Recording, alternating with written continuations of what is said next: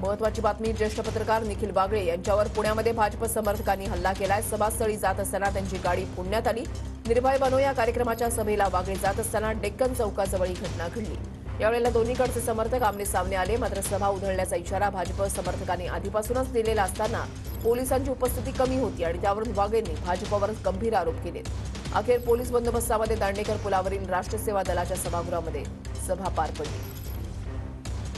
वरिष्ठ सगळे होते आणि आम्हाला दुपारपासून फसवत होते की तुम्ही तिथे गेलात तर भाजपवाले तुमच्यावर हल्ला करतील।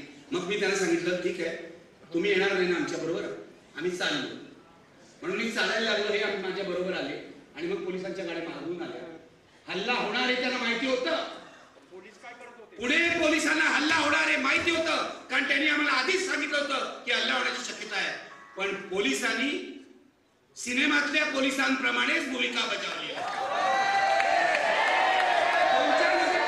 बघितलं, अख्खा महाराष्ट्रातलं पोलीस दल हे बीजेपीने विकत घेतले। अख्खा पोलीस दल, पुणे पोलीस आजच्या हल्ल्याला कोण जबाबदार असेल तर पुणे पोलीस आहेत असा माझा स्पष्ट आरोप आहे। स्पष्ट आरोप आहे। त्याला माहिती होतं तरी भाजपवाल्यांना त्यांनी स्कोप दिला।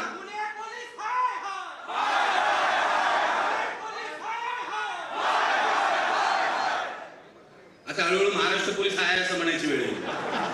सोडून त्या वाट लावली हो या सगळ्या 3 चाकाच्या गाडींनी।